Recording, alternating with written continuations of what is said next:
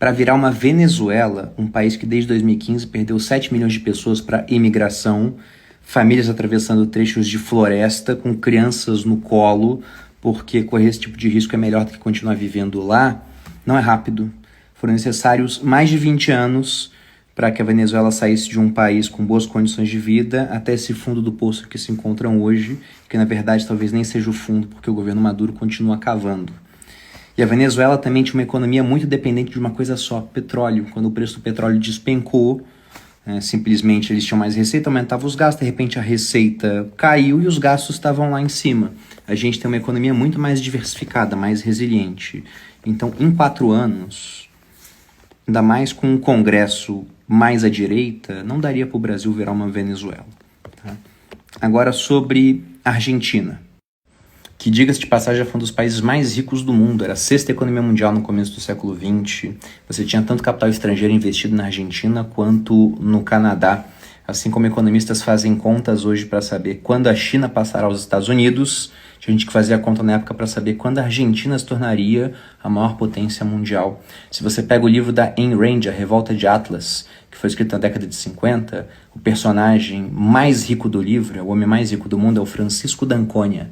Ele é argentino, e não é à toa, porque a Argentina ainda era uma potência naquela época. Eles são ricos até no nome, né?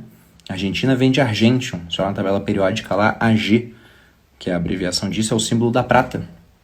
Os europeus tinham ditado, quando queriam falar que alguém era muito rico, falavam que fulano é rico feito um argentino. Só que hoje, basicamente um século depois disso, o que a gente tem é um país com uma taxa de juros de 75% ao ano para tentar conter uma inflação de 83% nos últimos 12 meses, com a expectativa de bater mais de 100% até o final do ano, e com 15 cotações do dólar oficiais, com um dólar Netflix, um dólar Qatar, um dólar Coldplay e muito intervencionismo econômico. Então, embora a Argentina não esteja no nível da Venezuela, eu também não acho que em 4 anos a gente chegaria no patamar que a Argentina está hoje. Teria que muita coisa dar errado no Brasil. Não estou falando que é impossível, mas eu acho que é improvável que esse tipo de coisa aconteça. Mas vamos entender também que, para piorar, não tem que chegar numa Argentina, né, e numa Venezuela. Você imagina que o Brasil está no 0, uma maratona, e a Venezuela está no 42. A Argentina, sei lá, vamos colocar no meio do caminho, no quilômetro 24. Então você pode piorar muito entre o 0 e o meio do caminho. Agora, é importante falar que eu acho que isso é improvável, porque nós tivemos 6 anos de pausa desde o governo Dilma. Se ele tivesse continuado, talvez não fosse tão improvável assim. E é lógico que a gente vai entrar no terreno da especulação, porque afinal de contas estaremos falando sobre aquilo que não aconteceu, mas poderia ter acontecido se não houvesse o impeachment. E por que eu digo isso? Se você pega palavras do próprio Henrique Meirelles, eu vou pegar depois, tá num documentário que a gente fez na Finclair sobre a história do Plano Real, ele falando da queda do PIB durante o governo Dilma, ele fala que foi a maior queda do PIB de um governo, de um país que não estava passando por uma guerra, uma depressão econômica ou uma pandemia. Foi uma queda gigantesca. E depois ele entrou junto com o Temer e começou a recuperação. E eu sei também que vários de vocês que investem, me acompanham aqui, não investiram nessa época. Começaram a investir quando a bolsa começou a subir, em 2016. Porque de 2010 a 2016 foi só ladeira abaixo. Tanto que se você pega o número de investidores em bolsa nessa época, o que você vê é que de 2010 a 2016 você não teve aumento do número de investidores. Na verdade, teve uma leve diminuição. Porque o pessoal deixava de investir, desistia, as cotações só caíam. E aí depois do impeachment, a bolsa começou a melhorar, os canais de educação financeira começaram a ter mais audiência, começaram a produzir mais conteúdo, a bolsa ainda melhorando e virou um movimento de retroalimentação. E hoje a gente tem mais de 5 milhões de investidores. Mas veja que é um fenômeno recente e que aconteceu após o final do governo Dilma. E eu estou citando esse dado pelo seguinte, como o pessoal não investia naquela época, eles não acompanhavam os dados econômicos naquela época. Não acompanhavam, por exemplo, enquanto estava a inflação. Só sabiam, né? Percepção de preços aumentando no mercado. Mas apenas para que a gente veja como era em 2015, o último ano de governo Dilma, que a gente teve inflação de 2 dígitos. Como vocês podem acompanhar aqui na série histórica, em 2015 nossa inflação ficou em 10,67%. Foi uma inflação muito alta para aquela época. Poxa, Bruno, mas por que muito alta? Veja, no ano passado tivemos inflação acima de 10%. Sim, mas foi pós-pandemia. Países que demoraram para subir juros estão tendo inflação bem alta agora. Exemplo, Reino Unido, 10%. Zona do euro, 9,9%. Estados Unidos, 8,2%.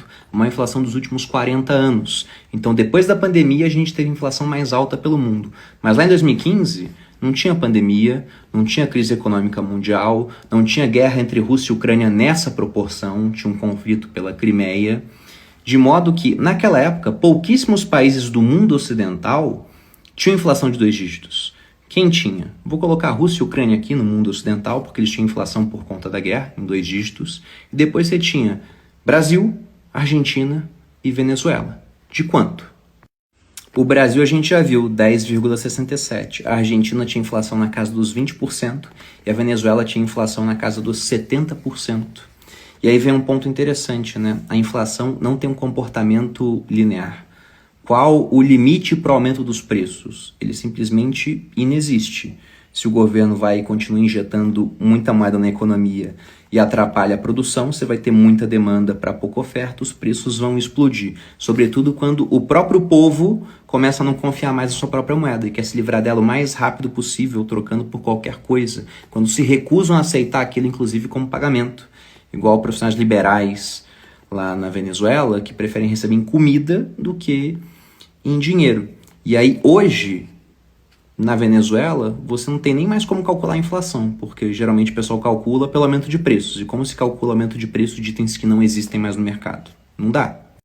Na Argentina, a gente saiu de 20 para 83, expectativa de chegar até 100 no final do ano, enquanto aqui no Brasil, de 10, na época Dilma, 10,67, a gente caiu. Depois que teve o impeachment, entrou o Temer, que trouxe uma equipe econômica boa e fez algumas reformas importantes. Aí ficou em 6, depois 3, uma inflação baixa durante anos, até que veio a pandemia, ela bateu 10. Mas se pega os últimos 12 meses, vai lá no site do Banco Central, agora está 7,17. Então ela já está voltando para um patamar mais baixo, embora ainda esteja acima da meta do Banco Central, né, que era de 3,5 com 1,5 pontos de tolerância para cima. Tudo isso aqui para mostrar que, felizmente, a gente acabou descolando bastante da trajetória de piora dos nossos vizinhos, porque nós tivemos o fim do governo Dilma, o impeachment durante o segundo mandato ali no meio do caminho. Se não fosse isso, talvez a resposta para essa pergunta fosse diferente hoje. E o curioso, na época do impeachment, eu era contra. Né? Contra, assim, quando alguém vinha falar comigo, né? Não me manifestei contra.